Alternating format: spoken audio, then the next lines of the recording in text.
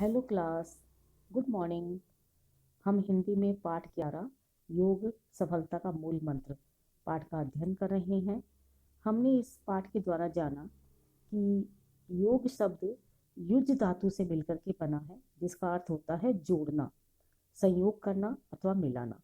और हमने जाना कि किस तरह से योग के द्वारा हम अपने मन को, अपने तन को, दोनों को मजबूत बना सकते हैं, सबल बना सकते हैं।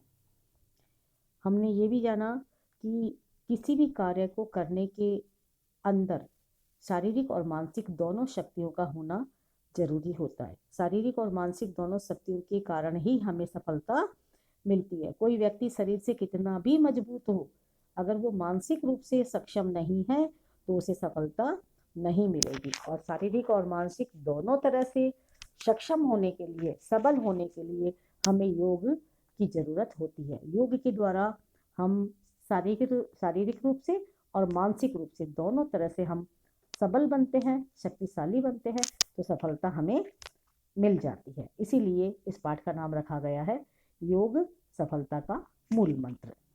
अब हमारा पहला प्रश्न है, शारीरिक और मानसिक शक्तियों को सबल बनाने में योग किस प्रकार से हमारी सहायता करता है।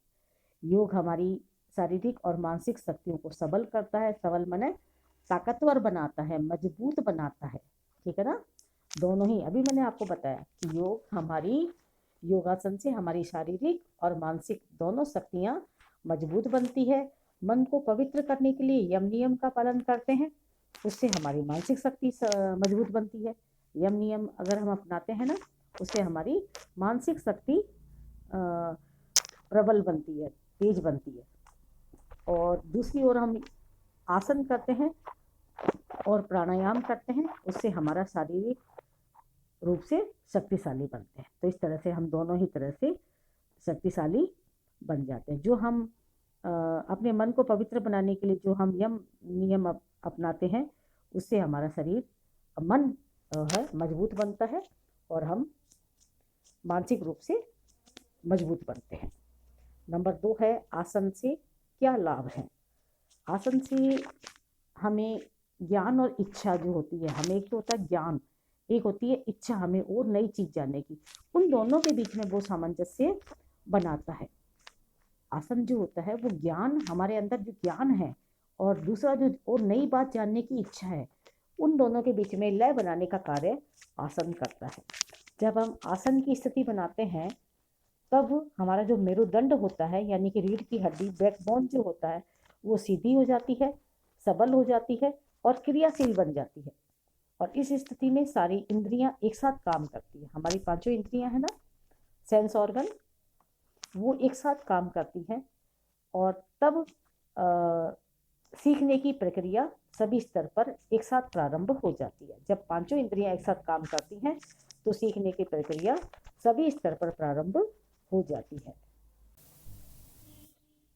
अभी हमने जो पांचों इंद्रियों की बात की कि पांचों इंद्रियां एक साथ कार्य करती है। पांचों इंद्रियां कौन सी? सेंस ऑर्गन, आँख, नाक, कान, हमारी टंग, जीभ और त्वचा, ये पांचों वो इंद्रियां हैं जिनके द्वारा हमें बाहरी चीज़ों का ज्ञान प्राप्त होता है। जिनके द्वारा, जिन अंगों के द्वारा हमें किसी भी चीज़ का ज्ञान प्राप्त हो, ठीक है ना, वो हमारे सेंस ऑर्गन होते हैं बाहरी वाला। जैसे आँखों से हम देखते हैं, कानों से हम सुनते हैं, टंग के द्वारा हम स्वाद ग्रहण करते हैं, स्वाद पता लगता है।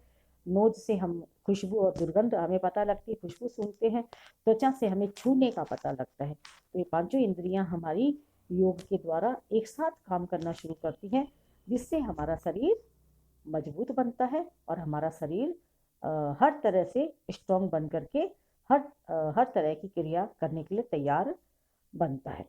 अब हमारा थर्ड प्रश्न है, योग के अनुसार मनुष्य का शरीर किन किन कोशों पर आधारित होता है।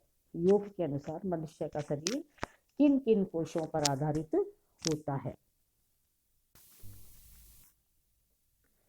तो हम देखते हैं कि योग के अनुसार हमारा शरीर 5 कोशिकाओं का बना होता है। पंचकोशीय शरीर है हमारा, यानी कि हमारे 5 शरीर होते हैं।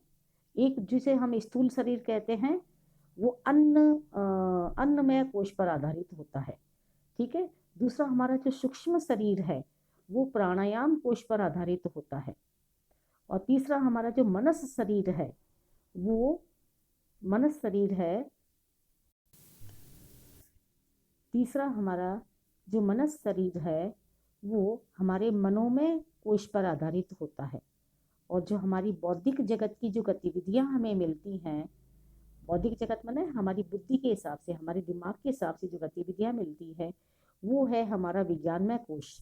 वो सारा विज्ञानमय कोश के अंतर्गत हमें मिलती है। और हमें आध्यात्म का आनंद जो मिलता है, आध्यात्म संबंधी जो हमें आनंद मिलता है वो आनंदमय कोश के द्वारा होता है। और ये सब कोश एक दूसरे से अलग होते हुए भी एक दूसरे से जुड़े हुए हैं। ये सब अलग अलग कोश होते हुए भी अलग अलग हैं, लेकिन ये सब एक दूसरे से जुड़े हुए हैं। और ये जो जुड़े हुए हैं उसी से इनका आपस के अंदर आत्मसंयम की बात हो जाती है। आपस में जब ये जुड़े होते हैं तो हमें आत्मसंयम करना सिखाते हैं। हमारा प्रश्न नंबर 4 है, हमारे शरीर में विभिन्न अंगों में चर्बी बढ़ जाती है, क्यों बढ़ जाती है और इससे क्या नुकसान हो जाता है। देखा ना आपने कि बहुत सारे लोगों की चर्बी बढ़ जाती है, तो क्यों बढ़ जाती है, उससे नुकसान क्या है। अगर हमारे शरीर को उचित व्यायाम नहीं मिले, उचित हम अगर कसरत नहीं करेंगे तो हमारे शरीर पर चर्बी बढ़ जाती है। और शरीर पर चर्बी बढ़ने पर अगर हम फिर भी ध्यान नहीं देंगे तो हमें बहुत सारे रोग एक साथ घेर लेते हैं। या तो चर्बी बढ़ने पर ध्यान दे दिया और लगातार वॉक किया, कसरत की तो ठीक है। और अगर हमने कसरत वगैरह नहीं की, किसी भी तरह का कोई भी व्यायाम नहीं किया, तो हमें हृदय रोग, रक्तचाप मतलब ब्लड प्रेशर, मधुमेह माने शुगर, मोटापा जो कि अपने आप में सैकड़ों रोगों का एक घर है, एक कारण है। मोटापा अपने आप में सैकड़ों रोगों को लेकर के आता है। और वायु विकार, गैस जैसी संबंधी रोग हमारे शरीर में उत्पन्न हो जाते हैं।